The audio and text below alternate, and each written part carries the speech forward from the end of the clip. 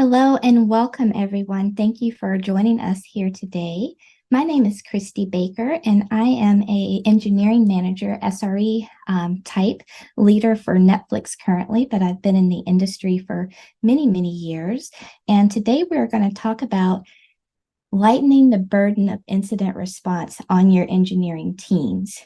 If you're like me, either you've been a part of a lot of different engineering teams that have an operational focus and you've done a lot of incident management, learning from your mistakes, figuring out how you want to disseminate those learnings back out into your engineering community, figuring out how you want to harden your systems, trying to squeeze all of the juice, proverbial juice out of that lemon, that incident that you had, so that you can prevent things like that from happening in the future, and also help other service owners in your organization to learn from the mistakes of others.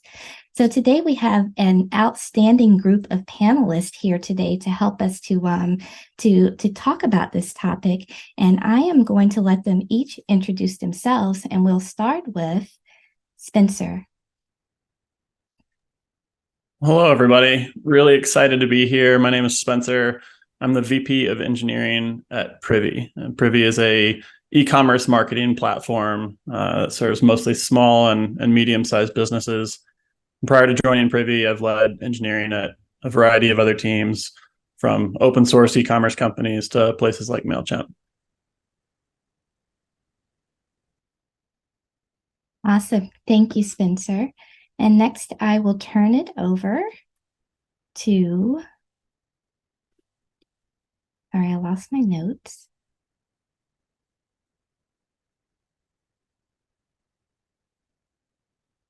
I'll turn it over to Chang. All right, I'm Cheng, and I'm an incident analyst at Indeed. I've been in software for about 30 years, and the most recent decade I've been at Indeed. And an incident analyst is part of the Learning from Incidents team, part of site reliability engineering, and we come in after things have been stabilized and help the responders understand what happened and take their lessons and try and disseminate that to the rest of the organization. Really excited to be here today. Back to you, Christy. Awesome. And next, we'll turn it over to Marilla. Thank you so much. Hello, everyone. And thank you to Lead Dev for the opportunity to share with you all. And thank you so much for y'all for joining today. My name is Mirella Batista. I am a senior technical staff member, also known as STSM, at IBM. I'm part of the developer experience group within the CIO organization. And I've been at IBM for a little bit over 2 years, but I have over 25 years of experience as a software engineer. And I first became interested in our topic today, how we handle incidents, years ago after reading the Phoenix Project, and have really, really been looking forward to this discussion today. Thank you. Awesome. Thank you, Marilla. And last but certainly not least, Chris, could you give us an introduction? Of course, yeah. Thanks for having me. It's a pleasure to be here. So I'm Chris. I'm one of the co-founders and the chief product officer at Incident.io. So we help companies like Etsy, Skyscanner, and Linear to sort of level up how they respond to incidents by plugging into Slack and all of the tools that they already have, and essentially allowing them to sort of communicate better with their customers, respond to incidents better, and learn from them as well. Or I guess, as like you put it so well, Christy, like we kind of help you get the juice out of the lemon that is incidents happening in organizations. Awesome. Thank you, all panelists. And I got a little ahead of myself because I was so excited about this panel.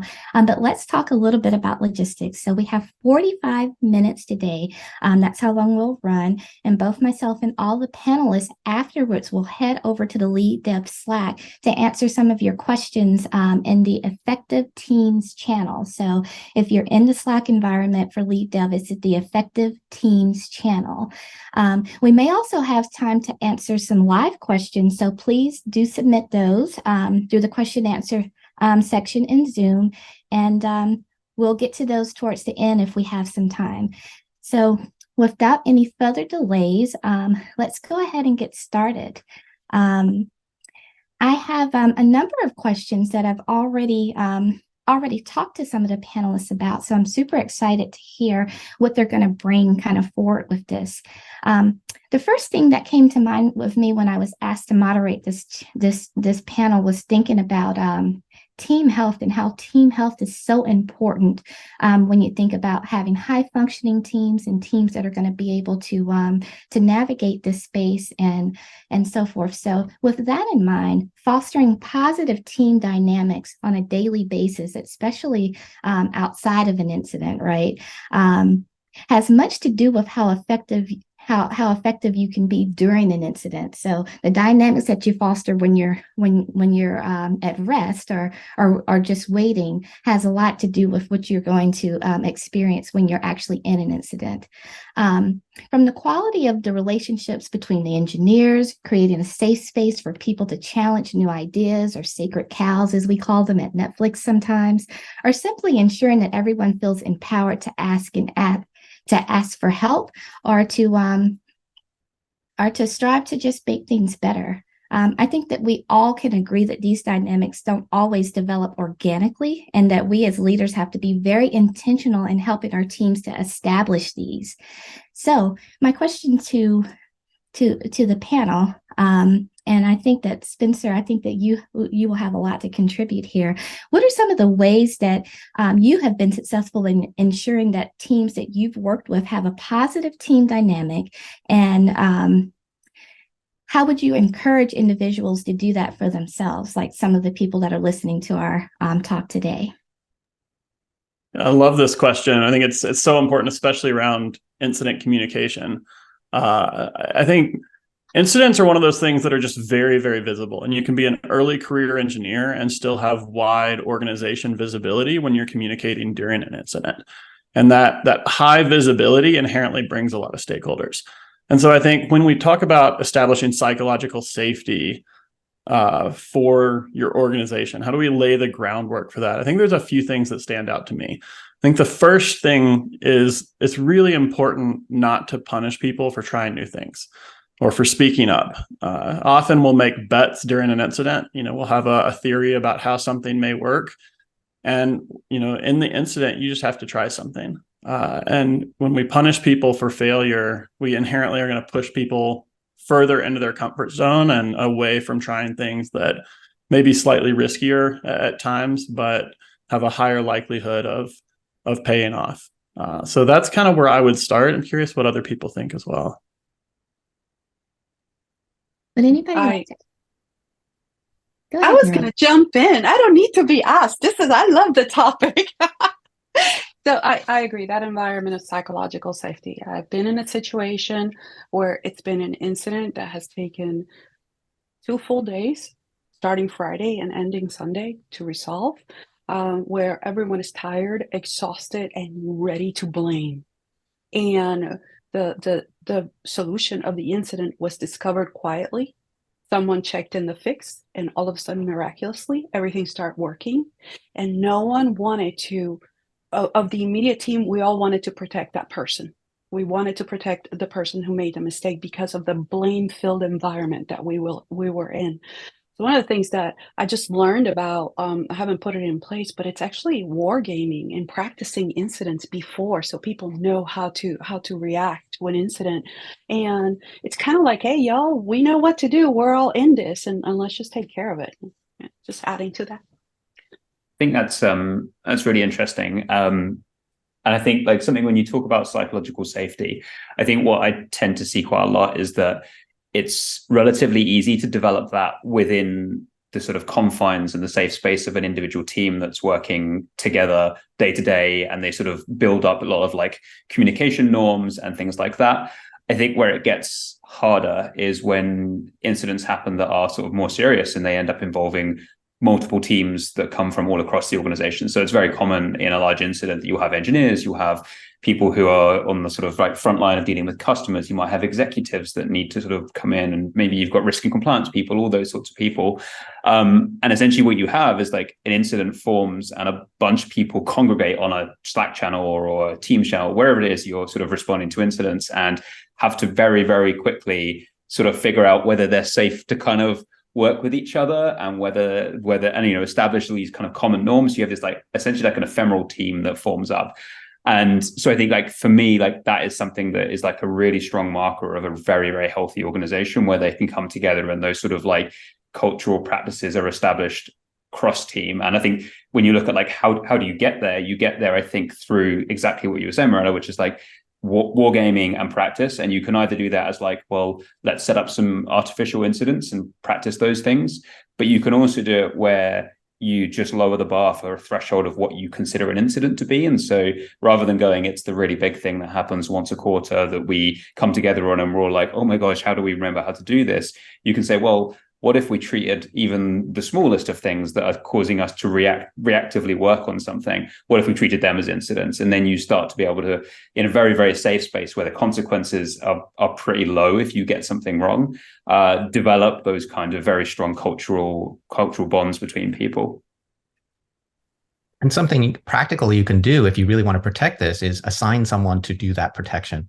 Have someone whose job on the incident is to protect the responders. And so we do that indeed. We have incident facilitators, not commanders, not somebody telling people what to do, but someone watching out for the health and safety of the responders.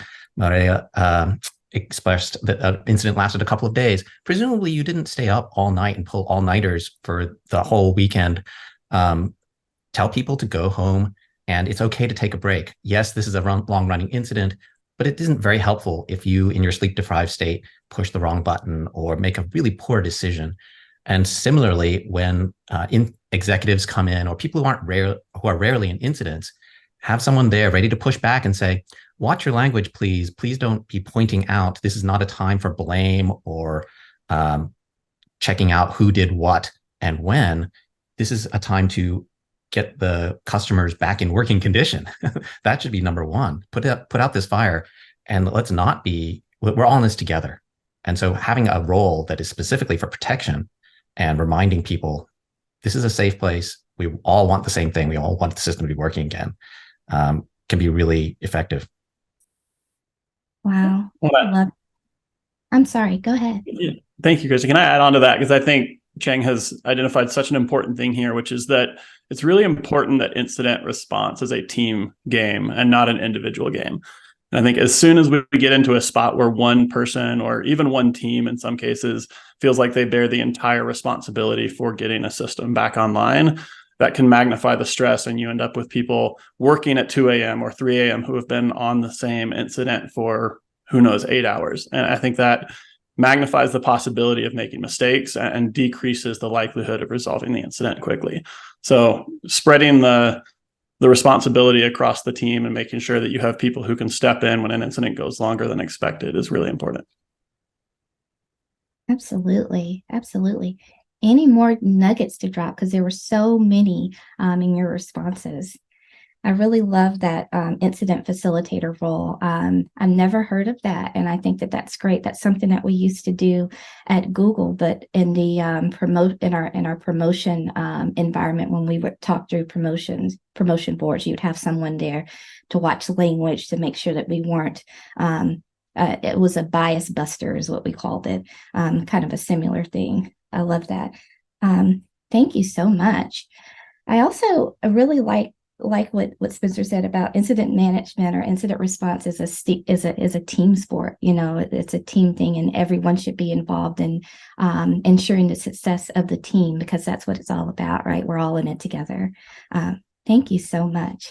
So transitioning on, it's common for engineering organizations to spend some time after these juicy incidents that we're talking about doing some reflection, and we all call it different things. Some of us call it retrospectives or postmortems or operational reviews, or you add your organizational term there.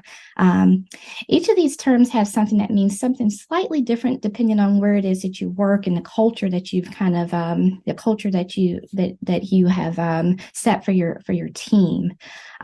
What they all have in common, though, is that they create a space to learn and improve from things that have happened in the incidents, and also to drive the future effectiveness of our firefighting. I refer to incident response as firefighting oftentimes when I'm talking to applicants.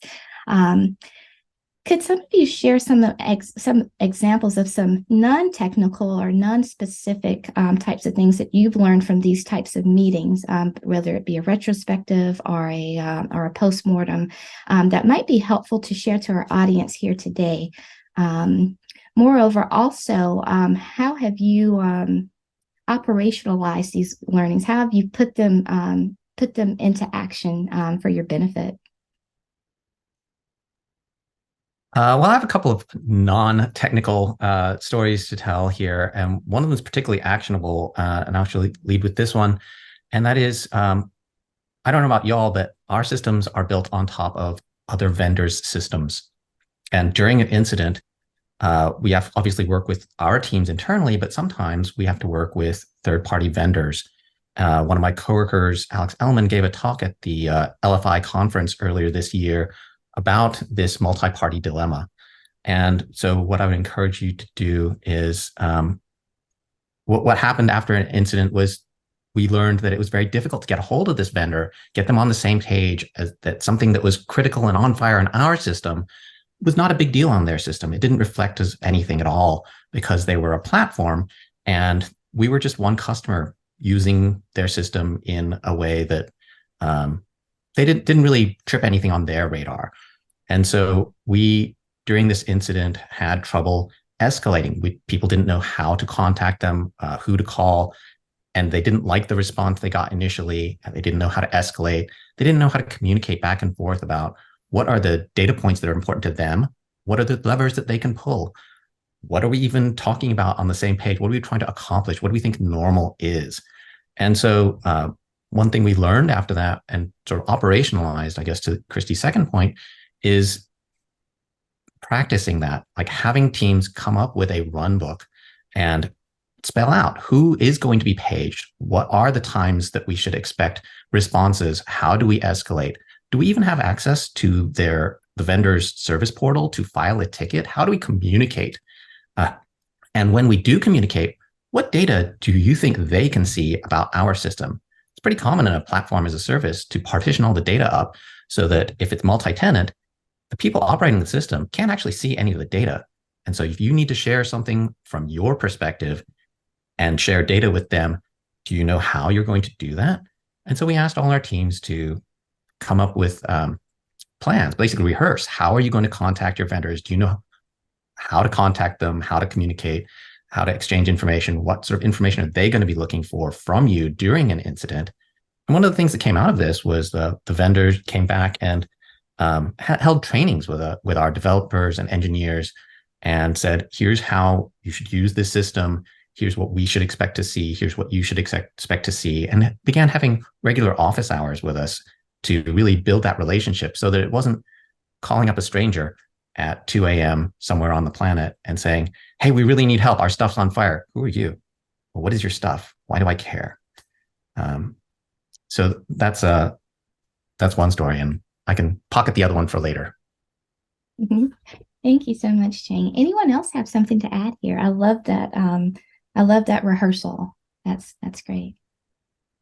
I think the sort of interesting kind of meta point that comes out of like non sort of like product specific learnings that come out of incidents is that I think the whole incident process is itself something that needs to be iterated on all of the time. And so I think it is, you have something go wrong and the easy to reach for actions are like, cool, well, we didn't have a run book for how we were going to fix that thing. Or, someone didn't know about a dashboard that existed that would have helped them find the issue much, much quicker. And it's like that sort of stuff is par for the course. You're going to get that in every incident. But the things where, like, I think I see like high performing teams working is a little bit like, a normal team when they get to the end of a period where they're shipping things and they do a retrospective and they're like, cool, well, these are the things actually slowing us down as a team. And I think when you start to think of your whole incident process as something of a product itself, it's something that is iterated on, and it is rare that you'll come out and there wasn't something exactly like you said, Cheng, which is like, that's a clear kind of like process kind of failing or an area where it felt deficient. And it's like, that's now been tightened up and is fed into a new process that makes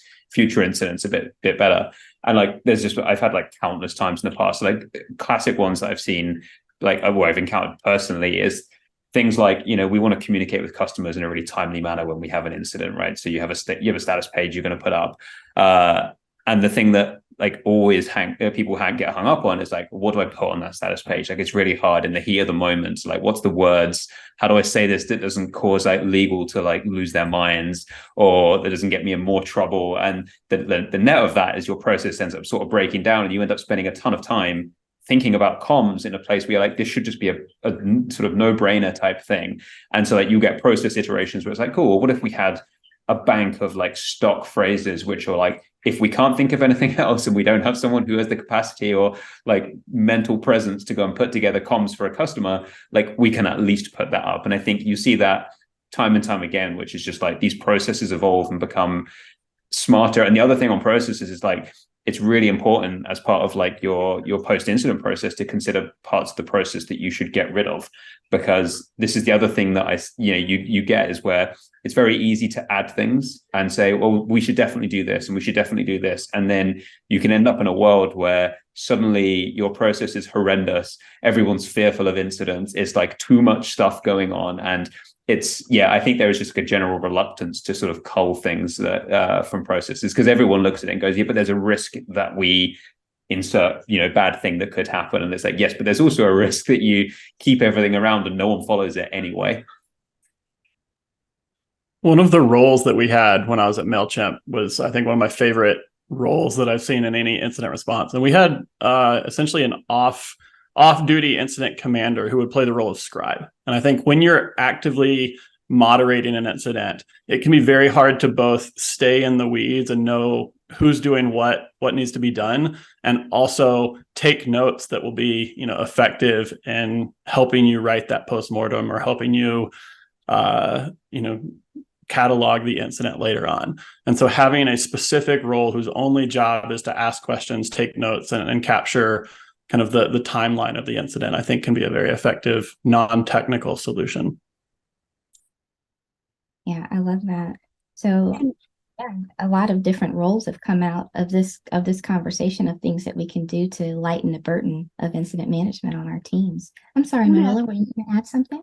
I want to add one more thing, because what the roles and the processes also help. Not everyone involved in an incident is going to have the same level of experience. So you are going to have some very young engineers scared out of their mind, but knowing that the organization has operationalized, has worked on what they have learned and put it into place for handling incident, it gives like a safety net for young engineers to learn this way of moving forward and grow in their career. Absolutely. And it helps, kind of going back to what Jane said, it helps to have rehearsed it. It helps to have some language already, kind of some canned language already there that you can pull from and use. All of these different roles that have come out, the scribe, the incident commander, the incident facilitator. We also do an incident owner. We differentiate between an owner and a commander. This is awesome. This is awesome. Did anyone have anything else to add to this particular topic before we transition on? Okay. So in talking about that, it kind of brings me to the next point that I wanted to bring to the panel, and that is innovation. It's one of my favorite things to talk about with my team. I always try to leave some space when we're doing our planning, our quarterly and annual planning, to say, hey, I would love to say that we spend, X amount of time, in my case, 20% of our time, in kind of an innovative space. So I think that that's important, because as the systems that we work with evolve and grow in complexity and sophistication, so do the incidents that we're going to be handling, right? Because our systems we're always adding to that makes things more complicated, and you're going to see new failure modes and things said, and things like that. So that said, our operations must evolve as our systems evolve. This doesn't only include, upscaling your engineers, in their technical domain, but it also includes things that we just talked about, your processes, your tools, your workflows, and things like that. So can you share what are some of the telltale signs that we need to revisit those things, our tools, our tooling solutions, our workflows, our processes, our protocols, things like that? Yes, I love this question. Absolutely love this question. I tend to be of this mindset of process plus people, not process over people. And this approach for me means that if a tool or process is not helping my people, my team, or my customers achieve the outcomes that we want, then it needs to be rethought. You know, it needs to be evaluated and thrown out. So when you find yourself struggling with a process or a tool and these have become a blocker and fail to achieve our goals, that's a telltale sign. The mentality that we've always done things this way. This is the way that we've always done things. When you can't even question why something is done a certain way, and if you do question it, it gets shut down immediately, that is a tell sign that something needs to be rethought in that organization. And keeping in mind that the reason a tool or process was implemented at one time may no longer be a valid reason today. And, you know, given that, and I love saying this because I sound so smart, the constant in technology is change. So our tools and the way we do things need to keep up with that change. Also, when we follow a process without understanding the reason it was put into place, this is called cargo culture in a book, which I highly recommend. It's called Sooner, Safer, Happier. When we do something without understanding the reason we do it, I also call it the wax on culture, which is, remember the Karate Kid where Mr. Miyagi was training Daniel to just like wax on, wax off, and I'm not telling you why you're doing this or what it's for. Eventually, we figure out that he was building muscle memory, and it helped him block. But in the process, Mr. Miyagi was an authoritative figure who didn't allow questioning, or didn't teach why things were happening. So to follow the same process, to use the same tools without understanding how these lead, if they even do, to the outcomes we want to achieve, telltale sign. You know, and finally, if your team is not learning from incidents, if we are not learning from our mistakes, we are not growing. If your team is struggling through incidents in a blame-filled environment, all of these things lead to stifling of innovation. And we just don't feel like we can make mistakes, so we don't take risks. Those for me are my telltale, I can't even say the phrase anymore. The signs. Thank you, Marilla. Would anyone else like to add? Sure. I guess just bringing it back to what Chris was saying earlier about getting rid of stuff that doesn't work for you anymore. When we see signs that people aren't following the written process, you mentioned adding things over time, and our incident response was like that. We didn't have a team in charge of it until a couple of years ago, and people would just not do it. It became this thing where one team had added some steps to it, another team has added some more steps to it, and each one of them had good reasons to add it for their context, but nobody looked at it holistically. And so the sign that we needed to revisit it was that people just weren't doing it. They thought, oh, this is way too much work. And it doesn't have to be all that work. When we do postmortem or retrospective or reflections, we don't, unless you're doing it for compliance reasons, like literal compliance reasons, if you're doing it to learn, you should do what works for you. And we found that people were very stuck. And when I joined Indeed more than a decade ago, I could stand up and look over the set of cubes that I was sitting in and see the entire engineering team. Now we've got thousands of people all over the world. And 95% of those people have no idea why we came up with those rules over time. This is history. This is organizational history. And so we decided it was time to revisit and slim them down and make it more practical for people to use, because they weren't using it. And that was the evidence. Like, people just didn't do it. I think that's really interesting. And I've seen that actually quite a lot where so like obviously we get to talk to a bunch of companies who are, you know, dealing with incidents or talking to us about you know, helping out. And one of the things that is really common is that people are like, oh, you know, writing an incident debrief document is such a like, you know, pushing rocks uphill type of task. We have to fill out this, and we have to do this, and like, I don't find it valuable, and da da da da.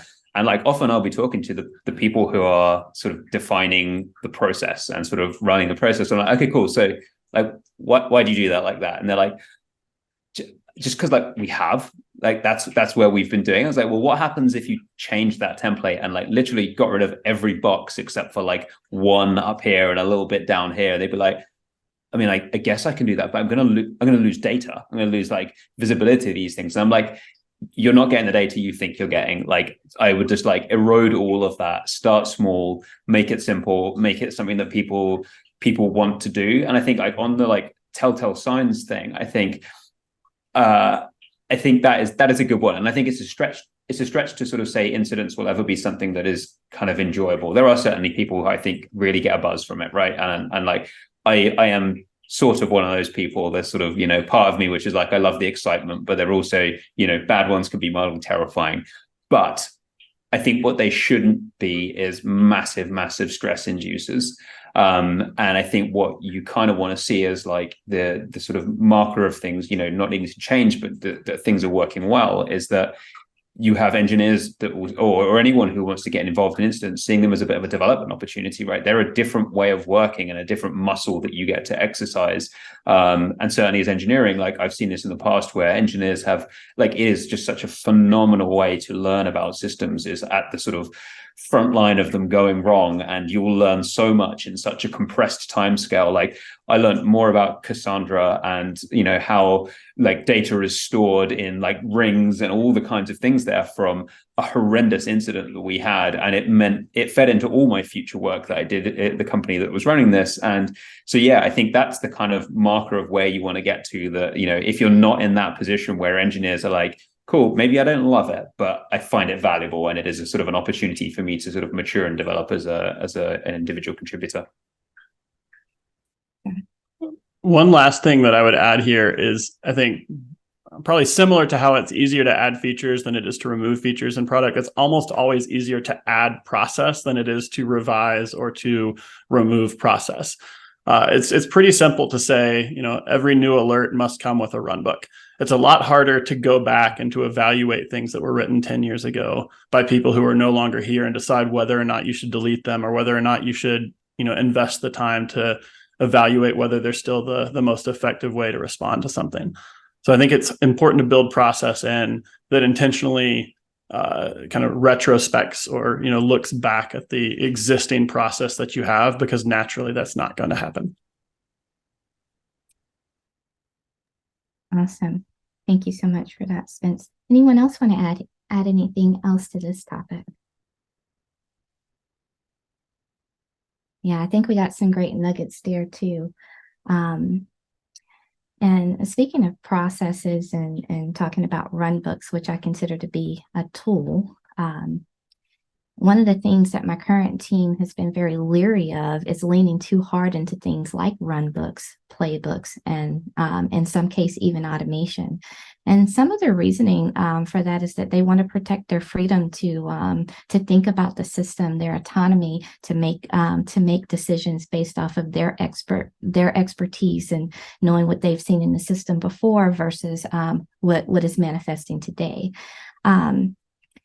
With that in mind, what are some of the things, some of the amazing things that are happening in the world of tooling and incident response today? And what advice would you give to engineers, like some of the ones that I've worked with at Netflix, that may feel this way, that may have some of those concerns about not wanting to lean too hard into those types of tools?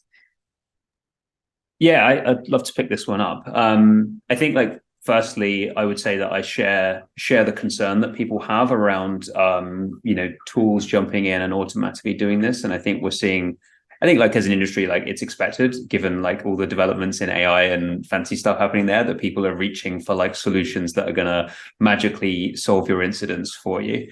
And I think the thing I've seen is that like incidents, in my view, are sort of rarely formulaic enough or predictable enough that they sort of lend themselves to that level of like go in and fix it and sort of automate away a thing. And like runbooks I think runbooks as like assistive sort of tools to help you think about things that are sort of less specific, very on board with.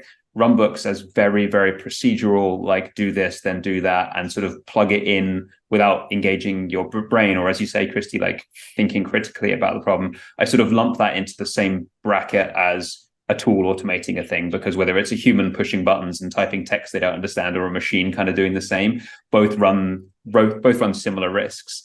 And so I guess like my view on this is like, I have a sort of a low tolerance for anything where it is like, automation, AI, or magic black box that is sort of poking things or trying to respond to things. And yeah, just don't have confidence that that many incidents are sort of predictable enough for that kind of tooling to work in that situation.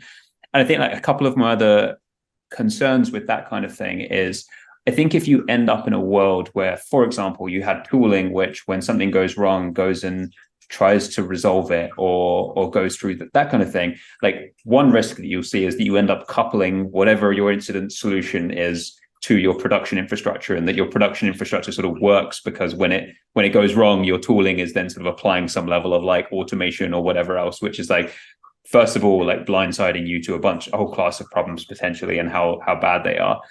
But I think the one that I think is kind of more interesting to sort of like think about is like human expertise, and what happens when you either tell people what to do with a formulaic runbook, or you have something sitting in there and sort of fixing it on your behalf, right? And even if you look at a situation where, imagine in the best case, right, some automated process or a runbook is able to solve 90% of your problems, right, and do it really, really well. And that there's this 10% that is like so sort of wild and unpredictable and has never been thought of, that human operators need to get involved and fix those.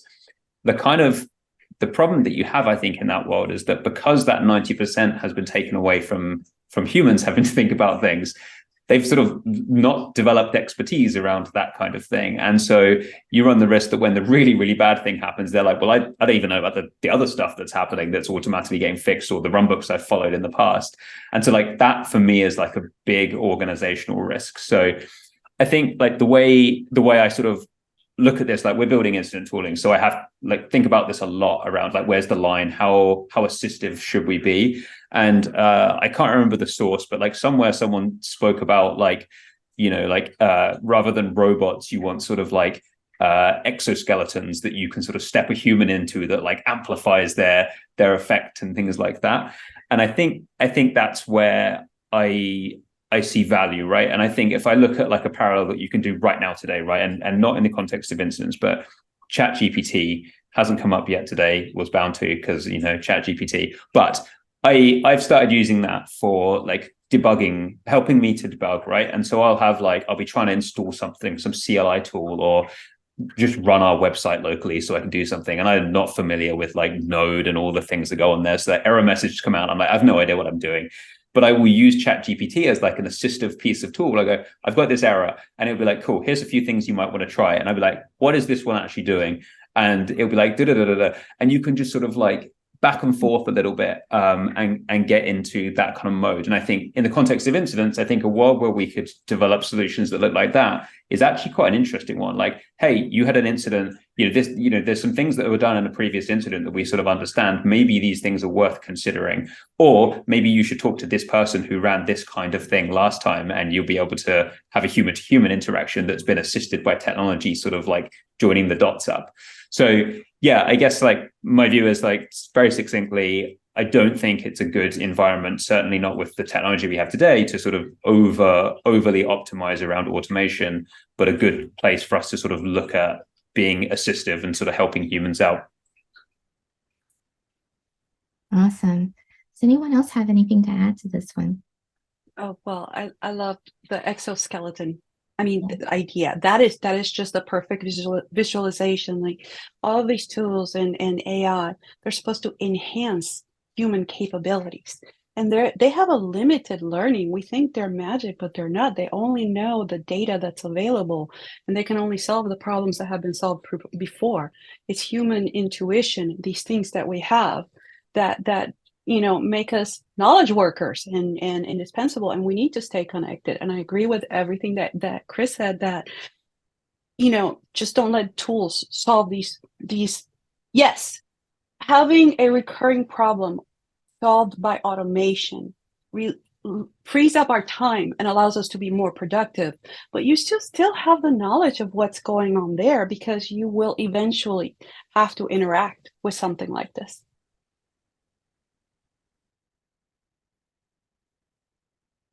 Anyone else have anything to add there? Awesome. I love to always remind my engineers that we are technologists that are here to solve people problem leveraging technology.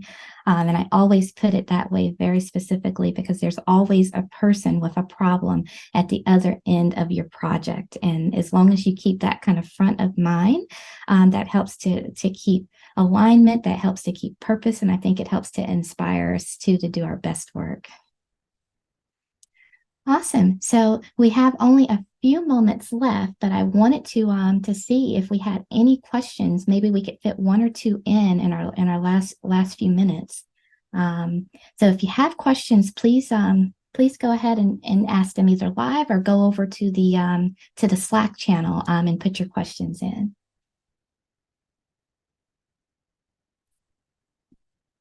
Looks like I see one that's coming through here. It says, along the lines of sharing responsibility and not placing all IR on the team, how do you roll out that kind of responsibility, particularly an on-call rotation in a team that hasn't had it before and isn't excited about it? Is there anyone that wants to take this one? I'd love to jump into this one because I recently did this for my new team. And I think the most important thing here, without getting too wordy, is to just be incredibly communicative and to start early. If you start by announcing to everybody that they are on call, starting tomorrow or starting next week, you're going to have a bad experience. So I think it's really, really important to get feedback, to solicit ideas, to come up with multiple proposals for how you want to do this, and then to articulate the context. Why is it important that you roll this out? How is it going to impact the team? How do you see it impacting their growth? And it should also, I think it's important that it's encapsulated in your career ladder and in the growth. If people are not rewarded for being on call, they're not going to want to be on call. So I think that's another piece as well. Anyone else on this one before we move on? Okay, I think we can take one more and then we're going to have to close it out. So if you have a question here, please add it over to the Slack. And so our next question is, how would you handle the social task of removing an engineer if they cannot solve an incident? I'm happy to pick this one. I think it's so my answer would be like I don't think I would remove anyone from an incident unless I felt like there was like an active reason why they were doing something bad. I think if I look at sort of what's behind this question, if someone is sort of not skilled enough or doesn't have the expertise to be able to deal with an incident, I would try and supplement like what they're doing with someone who does have that. And then the sort of the net gain there is like, as an organization, you've put the right person on there. You haven't demoralized someone by saying, you're out, someone else is subbing in for you. And then that person who was less experienced then gains the experience of folks around it. And I think sort of zooming back slightly, I think it's bound to happen, right? Where people are dropped into situations where they really tap out. And I think there are some cultural things to sort of set in there, which is like, you shouldn't be struggling through an incident ever. And you should have sensible like processes in place that allow for escalation to get more experienced people in. Or even if you're the most experienced person, there's things you're just not going to have context on, and like normalize your most senior people escalating to other people or junior people who just have context. And then it sort of sets some of those cultural norms there as well. Awesome. Yeah. What I read in the question is maybe a misframing of what we've talked about earlier with this incident response is a team sport. This is not one person's job. If you set it up like that, basically you're setting them up for failure. No one person is going to be able to have all the expertise of all the systems. Maybe in response to an earlier question about tooling, like you can't put everything in the tooling. You will prepare for the known things that you can deal with, and that's robustness in your system. But the whole point of the incident is this is unknown. You're very unlikely to have had this before. If you've had this before, okay, maybe you're just behind on your backlog and you can implement the solution to it. But most incidents are new to us, and the system cannot adapt to things it has never seen before. Humans are the only part of the system that can do the adaptation. John Allspaw calls it adaptive capacity. This is our resilience. This is our ability to flex and take what we know and apply it to a new situation. And this is something humans are fantastic at and computers are terrible at. So you cannot program the computer to deal with a brand new situation. So I think just the framing of this, like, make it a team sport, make this an opportunity, as Spencer said, an opportunity to grow and learn and prove your value in keeping the system up and running. The system does not automatically keep it up and running. I mean, if I ask the audience, how long do you think your system would continue to run if you were not allowed to touch it, despite all the alerts that go off, despite users doing whatever, despite bad actors trying to break into your system? How long do you think your system would continue to function normally before it just falls apart? And executives might think it would be months or years, but I think engineers know it's going to be hours, days. If we don't touch anything, the system is not going to self-heal. That's not what we've built. So both incident response and analysis afterwards, these are not single person responsibilities. You didn't have one person write all the software. Why would one person be responsible for fixing it in production or learning about it afterwards? Thank you. Thank you, Chang. And with that, we are at time. I want to say thank you so much to all of our panelists for all of the wonderful insights that they brought today. We'll be heading over to the Lead Dev Slack channel now. Effective Teams is the channel name, effective-teams. So please head over there to continue this discussion. And thank you all. And I hope that you'll join us again next time.